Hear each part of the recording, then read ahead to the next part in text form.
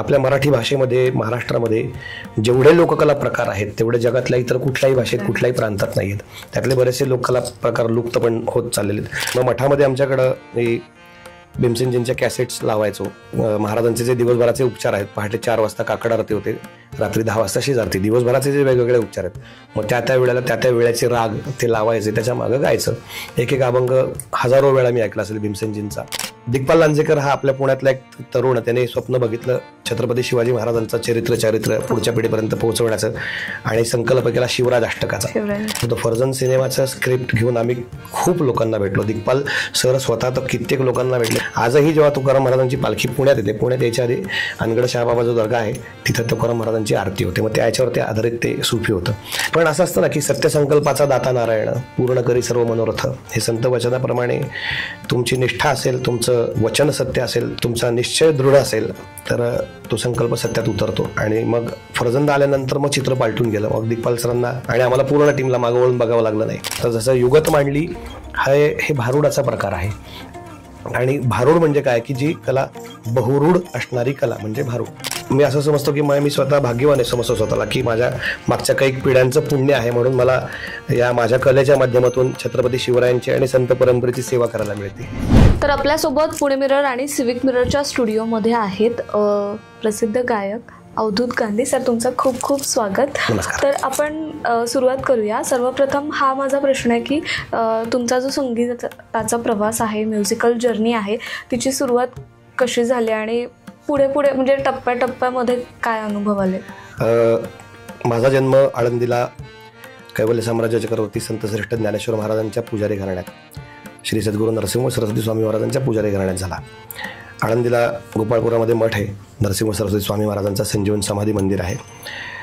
लहानपणापासून भजन कीर्तन हे कानावर पडायचं. आळंदी म्हणल्यावरती अर्थात ती गोष्ट ओघाने आलीच. आणि मठामध्ये माझी आई मला बाळपणी लहान असताना महाराजांसमोर बसून मांडीवर घेऊन दत्तात्रयांची भजनं, करुणा त्रिपदी वगैरे गायचे. तिथून ते संस्कार झाले.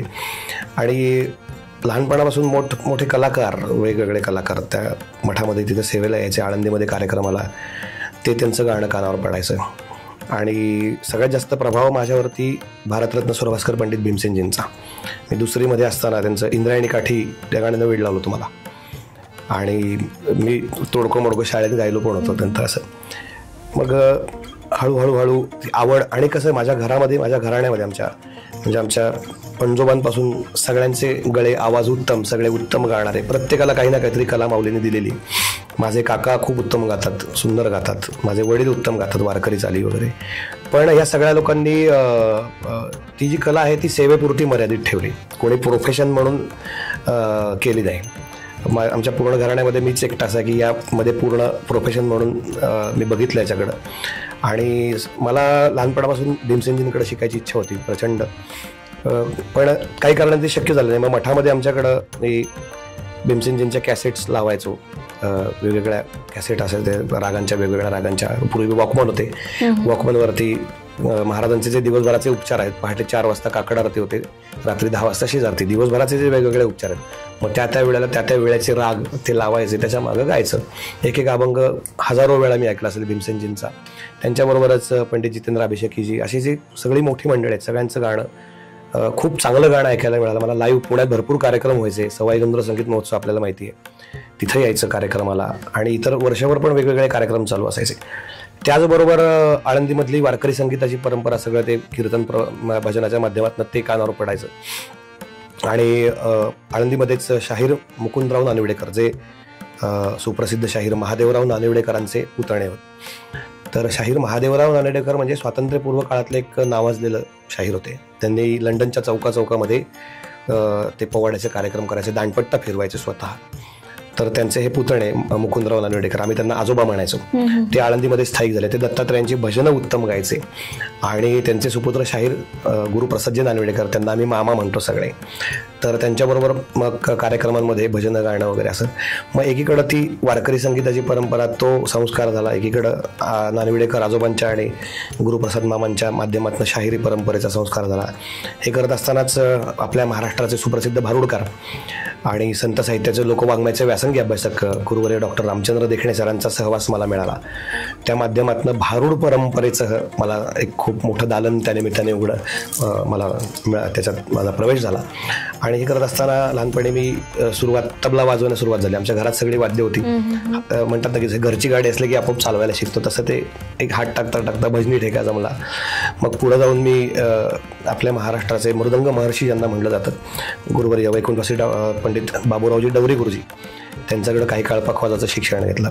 आणि पण एकीकडं हा माझा उद्योग पूजा करता करता गाणं ऐकणं, श्रवण करत करत गाणं हे चालू. असं करत करत तो प्रवास झाला. मग आयुष्यामध्ये अनेक मोठ्या मोठ्या मंडळींचा मला काय म्हणतात परिसर स्पर्श झाला माझ्या आयुष्याला. आपल्या महाराष्ट्राचे लोककलारत्न केशवरावजी बडगे गुरुजी, त्यांच्याबरोबर अनेक वेळा कार्यक्रमांना गेलो. ते स्वतः संबळ वाजवून तबला वाजवून गायचे. वेगवेगळे लोकसंगीतातले प्रकार, लावणी असेल, भोवरा असेल, भारुड असेल, त्यानंतर गोंधळ असेल, असे वेगवेगळे प्रकार. त्या निमित्तानं ते कानावर पडत गेले. मी आपल्या महाराष्ट्राचं अतिशय मोठं रत्न असणारे वैकुंठवासी प्रल्हादजी शिंदे, त्यांच्याबरोबर पण काही कार्यक्रमांमध्ये मी मागं ते नंतर शेवटी ते थकले असताना मग आम्हाला मध्ये मुलांना काही संधी मिळायची मागं एक अभंग. असं करत करत हा खूप मोठा प्रवास आहे. पण खऱ्या अर्थाने खूप समृद्ध म्हणता येईल माझं आयुष्य. मला गुरुच्या समोर बसून जरी शिकायला नाही मिळालं तरी अशा माध्यमातून मला श्रवण हे सुद्धा एक प्रकारचं शिक्षण असतं, चांगलं ऐकणं. आणि खूप चांगले गायक, खूप चांगले कलाकार समोर बसून ऐकायला मिळाले. आणि त्या संस्कारांमधनं घडत इथपर्यंत तो प्रवास आहे. आणि यात सगळ्यात मोठा वाटा असेल ते सगळ्यात महत्त्वाचं म्हणजे माऊलींची आणि महाराजांची कृपा. पण या सगळ्यानंतर कधी ठरवलं की आता चित्रपट सृष्टीमध्ये जायचं आहे? म्हणजे काय प्रसंग होता की आता ठरवलं की आता आपल्याला जायचं? असं प्रसंग असं नाही, पण एक इच्छा असते ना. आपण जेव्हा कुठल्याही क्षेत्रात आपण काम करतो तेव्हा आपली एक इच्छा असते की अरे आपल्याला हे करायचं, आपल्याला एक दिवस असं आपल्या आयुष्यात व्हायला पाहिजे. आणि मग त्यानुसार आपण त्या स्वप्न बघितलेले असतात, त्याचा पाठपुरावा आपण करत असतो. आणि कसं असतं की आपण जेवढे सकारात्मक विचार आणि जेवढ्या आपल्या आजच्या काळामध्ये त्या गोष्टी म्हणजे खूप मॅटर करतात की सबकॉन्शियस माइंडमध्ये जेव्हा तुम्ही ती गोष्ट हे करता मग ती तुमच्यापर्यंत येते वगैरे. अर्थात हे हजारो वर्षांपासून आपल्या ऋषीमुनींनी सांगितलेल्या गोष्टी आहेत अर्थात. तर त्या गोष्टी होत्या मनामध्ये की मला लहानपणापासून इच्छा होती की बाबा आपल्याला छान असे चित्रपटातली गाणी मिळाली पाहिजेत. त्यानंतर आपल्या रेकॉर्ड्स सगळीकडे कॅसेट आपल्या वाजल्या पाहिजेत वगैरे वगैरे. आणि त्यानुसार माझी सुरुवात रेकॉर्डिंगची खूप आधी झाली. माझं पहिलं रेकॉर्डिंग मला चांगलं आठवतं की मी शिखर साळवी नावाचे संगीतकार होते. तर त्यांनी एक अल्बम केला होता बडमाता देवी, राजस्थानला आहे भडाण्याला. हे लोढा जे सगळे आहेत, लोढांची ती कुलदेवता आहे. त्या बडमाता देवीच्या गाण्यांचा अल्बम होता आणि पूर्ण अल्बम मी गायलो होतो. माझं ते पहिलं रेकॉर्डिंग आयुष्यातलं. त्यानंतर त्यावेळेस पूलवर रेकॉर्डिंग व्हायचं आहे. आता ते सगळं गेलं, आता सगळं डिजिटलाइज झालं सगळं. पण मग त्यानंतर हळूहळू मग काही अभंग, वारकरी परंपरेतले भीमसेनजींनी गायलेले काही अभंग, असं छोटं मोठं रेकॉर्डिंग चालू होतं. आणि फायनली 2010ला या चित्रपटसृष्टीमध्ये मला पहिलं गाणं मिळालं. टार्गेट नावाचा सिनेमा होता. त्याच्यामध्ये संजय नार्वेकर, अंकुश चौधरी, स्वप्नील जोशी, सिद्धार्थ जाधव अशी सगळी मोठी स्टारकास्ट होती. राजेश कोलन आणि विवेक गोरे यांनी दिग्दर्शित केलेला तो सिनेमा होता. विनय आपटे सर होते त्याच्यामध्ये. खूप मोठे कलाकार होते त्याच्यामध्ये. पहिलेच माझी एंट्रीला 2 गाणी मला मिळाली. एक माझं सोलो होतो, वाटा झिडकारुनी म्हणती जा येथुनी. आपले सुप्रसिद्ध अभिनेते विजय पटवर्धन यांनी ते लिहिलं होतं. तर ते हार्ड रॉक स्टाईलचं गाणं होतं. मी वारकरी परंपरेतला पण पहिलं गाणं माझं हार्ड रॉक होतं. आणि दुसरं एक सुप्रसिद्ध गायिका रमा कुलकर्णी, तिच्याबरोबरचं डिवेट होतं. ते गाणं वलय मुळगुंद नावाचा जो आपला महाराष्ट्राचा सुप्रसिद्ध गीतकार आहे त्यांनी ते गाणं लिहिलं होतं. आणि अभिजित कवठाळकरने त्याचं म्युझिक केलेलं होतं. तर ती माझं डेब्यू म्हणजे याच्यातला. आणि मग नंतरच्या काळामध्ये हे करत असताना माझा ग्रुप आहे. आम्ही गेले अनेक वर्ष आपल्या महाराष्ट्राचं पारंपरिक लोकसंगीत आणि वारकरी संगीतावरती त्याचा प्रचार प्रसाराचं काम संपूर्ण भारतभर करतो. त्या पारंपरिक ज्या गोष्टी ज्या शेकडो वर्ष जुन्या चाली आहेत, पारंपरिक चाली आहेत, ज्याच्यामध्ये अत्यंत गोडवा आहे, अत्यंत साध्या सिंपल की बाबा सहज कोणी गाऊ शकतं, अशा अनेक गोष्टी आपल्याला आपल्या पूर्वजांनी दिलेल्या आहेत. तर त्याचं संवर्धन आणि प्रचार प्रसाराचं काम आम्ही करतो. संत वाङ्मयातील लोकसंगीत असा एक कार्यक्रम आहे. तर आणि देखणे सरांबरोबर भारुडांच्या कार्यक्रमांमध्ये मी गायक पहिल्या सुरुवातीला पखवाजवादक म्हणून होतो. मग सरांना लक्षात आलं की याचं गाणं चांगलं आहे. मग माझी बढती झाली. मग मी गायक म्हणून जवळजवळ 2001 प्रयोग सरांच्या बरोबर पूर्ण महाराष्ट्रभर भारुडांचे केले. आणि देखणे सरांबरोबर मी जेव्हा सर पूर्ण महाराष्ट्रभर त्यांची व्याख्यान आणि प्रवचन असायचे, तर माझा गुरुबंधू, माझा खूप जवळचा मित्र अभय नलगे म्हणून आहे, तो उत्तम हार्मोनियम प्लेअर आहे, उत्तम कीर्तनकार आहे, प्रवचनकार आहे, निरूपणकार आहे, निवेदक आहे उत्तम. तर अभय आणि मी सरांबरोबर असायचो. सरांची 800 गाडी होती त्यावेळेस पूर्ण महाराष्ट्र. आणि मला ड्रायव्हिंगची आवड पहिल्यापासून आहे, कारण तोही भीमसेनजींचा प्रभाव, त्यांचं चरित्र वाचलेलं, त्यांना ड्राईव्ह, हे सगळ्या अशा गोष्टी उतरत जातात आतमध्ये. तर मी ड्राईव्ह करायचो, अभय आणि मी पुढे बसलेला, सर मागं बसले असायचे. तर सरांचं समजा आता मिरजेला व्याख्यान आहे किंवा नाशिकला कुठं, तर तो व्याख्यानाचा किंवा प्रवचनाचा जो विषय आहे त्या विषयाचे अभंग सर आम्हाला काढून द्यायचे की हा आता ह्याला तुम्ही चाल लावा आणि तिथं सादर करा. मग तिथलं लोकल कोणीतरी तबलावादक घेऊन, हा एक खूप वेगळा एक्सपिरियन्स होता. याच्यातनं खूप काही शिकायला मिळालं. आणि या ज्या सगळ्या विभूती माझ्या आयुष्यात आल्या, त्यांच्याकडनं एक सगळ्यात महत्त्वाची गोष्ट मला शिकायला मिळाली म्हणजे तो त्यांचा साधेपणा. ह्या आभाळ्या एवढे उंच व्यक्तिमत्व होते, पण तरीही ते जमिनीवर होते. आणि म्हणजे माऊलींची कोवी आहे ना, का फळली या तरुची शाखा सहजी भूमीची उतरे देखा, म्हणजे फळाफुळांनी लगडलेले जे झाड असतं ते त्याच्या भारांनी वागतं, इतकं वागतं की ते जमिनीला टेकतं. तशी ही मोठी माणसं इतकी मोठी होती, त्यांच्या मोठेपणाने ते पूर्ण ते नम्र होती. तर हा नम्रपणा अर्थात ते संस्कार त्यांच्याकडनं झाले. आणि मग 2010ला हा टार्गेटच्या माध्यमातून माझी एंट्री झाली. मधल्या काळात मग छोटे मोठे काही सिनेमांची गाणी गायली, पण थोडीशी ओळख जी मिळाली ऋषिकेश, सौरभ आणि जसराज या ट्रिओच्या संगीतबद्ध केलेल्या रचनेने. YZ सिनेमातलं ते गाणं होतं अरे कृष्ण अरे कान्हा. क्षितिज पटवर्धन यांनी त्याच्यात ते पारंपरिक आणि त्याचं मिक्स करून ते गाणं, खूप छान गाणं. त्यावेळेस मला थोडंसं हे मिळालं की बाबा हां एक असं आहे कोणते. पण खरी ओळख जर म्हणाल मला पूर्ण महाराष्ट्रात जी काही मिळाली ती, हा देशभरात म्हणा जे काय तर दिग्पाल लांजेकर हा आपल्या पुण्यातला एक तरुण, त्याने स्वप्न बघितलं छत्रपती शिवाजी महाराजांचं चारित्र्य पुढच्या पिढीपर्यंत पोहोचवण्याचं, आणि संकल्प केला शिवराज अष्टकाचा. श्री शिवराज अष्टक म्हणजे छत्रपती शिवाजी महाराजांच्या जीवनचरित्रातल्या महत्त्वाच्या प्रसंगांवरचे 8 चित्रपट. तर त्यातला दुसरा पहिल्या चित्रपटात पण मी गायलो होतो, बॅकिंगमध्ये वगैरे होतं माझं गाणं. त्यातला गोंधळ पण मी गायला तो सुरुवातीला, पण नंतर तो आपल्या महाराष्ट्राचे सुप्रसिद्ध गायक आदर्श शिंदे यांच्या आवाजात तो झाला होता. मग दुसऱ्या सिनेमामध्ये फत्ते शिकस्तमध्ये जगद्गुरु तुकाराम महाराजांचा एक सुंदर अभंग ह्याची वेळ देवा नका मागे घेऊ, तो मला गायला मिळाला. आणि अनएक्सपेक्टेडली हा अभंग खूप हिट झाला. मग मला असं वाटतं की त्याचं सगळं श्रेय जगद्गुरु तुकाराम महाराजांचं आहे, कारण त्या अभंगातला भाव, त्या शब्दांमधला भाव इतका जबरदस्त आहे. आणि त्याची प्रचिती लॉकडाऊनमध्ये मी स्वतः घेतलेली की तो अभंग ऐकल्यानंतर एक तो शांतपणा, एक आपण म्हणतो ना की निर्विकार मन होतं, ते सगळं जगद्गुरु तुकाराम महाराजांच्या शब्दांचं सामर्थ्य. मग त्याच्या माध्यमातून पूर्ण सगळीकडं पोहोचलो मी. आणि कुठल्याही देवासमोर बसलं तरी आणि तो अभंग आपण ऐकत असेल तरी थेट त्या देवाशी जोडला गेल्याची भावना. नक्कीच. जसं तुम्ही म्हणालात की दिग्पाल लांजेकरांसोबत शिवराज अष्टकमध्ये, तर जवळपास सगळ्याच ह्याच्यामध्ये तुम्ही त्यांच्यासोबत काम केलंय, तर ते सगळं जुळवून कसं आणलं आणि तो अनुभव कसा होता? दिग्पाल सर आणि मी तसे जुळे मित्र, आणि खूप वर्षांपासूनचं स्वप्न होतं दिग्पाल सरांचं की हे मला करायचं आहे. आणि कसं असतं ना की आपण म्हणतो ना की नुसती स्वप्न बघून भागत नाही, त्यासाठी त्याचा पाठपुरावा करावा लागतो, आतोनात कष्ट करावे लागतात.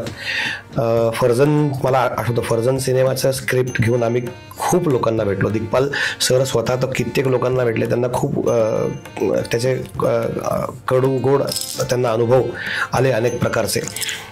तर पण असं असतं ना की सत्यसंकल्पाचा दाता नारायण पूर्ण करी सर्व मनोरथ, हे संत वचनाप्रमाणे तुमची निष्ठा असेल, तुमचं वचन सत्य असेल, तुमचा निश्चय दृढ असेल तर तो संकल्प सत्यात उतरतो. आणि मग फर्जंद आल्यानंतर मग चित्र पालटून गेलं. मग दिग्पाल सरांना आणि आम्हाला पूर्ण टीमला मागं वळून बघावं लागलं नाही.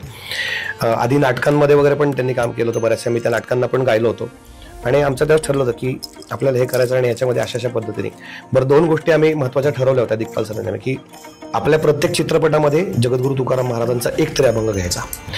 कारण तुकाराम महाराज आणि छत्रपती शिवाजी महाराज हे महाराष्ट्राचं भक्तिशक्तीचं अद्वैत आहे. आणि दुसरी गोष्ट, जगद्गुरु तुकोबारायांच्या गाथामध्ये असा कुठलाही विषय नाही की ज्याचा परामर्श घेतला नाही. आपल्याला ज्या काय आपण म्हणतो समस्या आणि हे ते वगैरे, त्या सगळ्याचं समाधान त्या गाथेमध्ये आहे. आपल्या अर्थात सर्व संत साहित्य अगदी ज्ञानेश्वरीपासून तुकाराम महाराजांच्या सगळ्या ह्याच्यापर्यंत खूप गोष्टी आहेत. मग त्या माध्यमातून त्या गोष्टी समाजापर्यंत आपल्याला पोहोचवता येतील. त्यानिमित्ताने लोक अभ्यास करतील की अरे आम्हाला बऱ्याच जणांचे नंतर फोन आले की अरे हा कुठं आहे अभंग काय, मग बाबा हा तुकाराम महाराजांच्या गाथेमधला अमुक अमुक नंबरचा हा क्रमांकाचा अभंग आहे.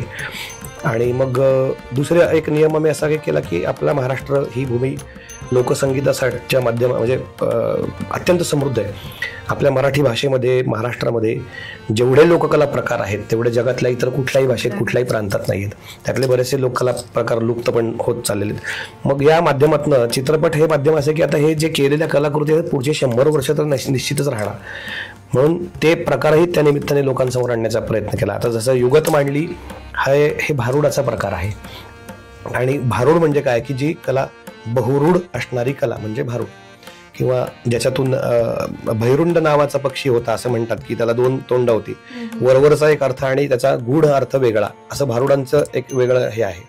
आणि माझे गुरुवर्य डॉक्टर रामचंद्र देखणे सर नेहमी सांगायचे एका वाक्यात भारुडाची व्याख्या काय, तर कळणारी भाषा आणि पेळणारं तत्व म्हणजे भारुड. मग ते युगत मांडलीमधनं भारुड आलं. फर्जनमध्ये गोंधळ होता, त्यानंतर तुंबडी लोककला प्रकार होता, मरियाई लोककला प्रकार आत्ता वापरला होता, असे अनेक लोककला प्रकार आणि तुकाराम महाराजांचे अभंग. मग त्याच्या संगीत पण त्याचं जे केलं देवदत्त मनीषाबाजी, आत्ताच्या पिढीतला सगळ्यांचा लाडका संगीतकार, त्यालाही कीर्तनकारांची परंपरा, त्याची आजी कीर्तनकार आहे. कुठंतरी हे जे संस्कार असतात ना हे तुमच्या ह्याच्यातनं प्रकट होत असतात. आणि त्या माध्यमातून ही मी असं समजतो की मी स्वतः भाग्यवान आहे समजतो स्वतःला की माझ्या मागच्या काही पिढ्यांचं पुण्य आहे, म्हणून मला या माझ्या कलेच्या माध्यमातून छत्रपती शिवरायांची आणि संत परंपरेची सेवा करायला मिळते. नक्कीच. तर मी सुफी बद्दल विचारणार आहे. तर एक सुफी आम्ही तुम्हाला मला येत्या काळात संधी मिळेल का मला पुन्हा एकदा सुफी अनुभव तुमच्या आवाजात? नक्कीच नक्कीच. मला सुफी म्हणजे काय तर जे परमात्म तत्व आहे त्याच्याशी कनेक्ट करणारं सुफी आहे. मग ते उर्दूमध्ये असेलच असं काही नाही, ते मराठी पण असू शकतं आणि त्याला भाषेचा कुठला अडसर नाही. मी आत्ता 2 वर्षापूर्वी रिसेंटली एक वर्षाताई हुंजे म्हणून आहेत, राजेंद्र हुंजे जे आपल्या मीडियामधले आहेत, सर्वश्रुत असलेलं नाव, त्यांच्या पत्नी, त्यांनी वारीच्या जी आपली वारीची परंपरा आहे, पूर्ण महाराष्ट्रातनं सगळे वारकरी आळंदी आणि देहू इतर ठिकाणावरनं पंढरीला जातात चालत, त्या वारीच्या ह्याच्यावरती त्यांनी वेगवेगळ्या रचना लिहिल्या होत्या. तर त्याच्यातलं जगद्गुरू तुकाराम महाराजांचे जे शिष्य होते अनगड शहाबाबा, तर त्यांच्यावरती आधारित एक कव्वाली लिहिली होती. आता अनगड शहाबाबांचा किस्सा असा आहे की त्यांच्याकडे एक कटोरा होता आणि त्यांची ख्याती अशी होती की तो कटोरा भरायचाच नाही, किती भरलं तरी, किती त्याच्यात टाकलं तर तो भरायचाच नाही. तर तुकाराम महाराजांची ख्याती ऐकून ते देहूला गेले. तुकाराम महाराज अर्थात नेहमीप्रमाणे भंडारा डोंगरावर कुठेतरी बाहेर गेले होते, तर त्यांनी तिथं भिक्षा मागितली. तर ते परीक्षा बघायला गेले होते ॲक्च्युली. तर तुकाराम महाराजांच्या कन्या तिथे होत्या. त्यांनी आता घरात त्यावेळेस परिस्थिती अशी होती की जिजाऊ तुकाराम महाराजांच्या पत्नी त्या म्हटल्या जा काहीतरी घाल त्याला भिक्षा.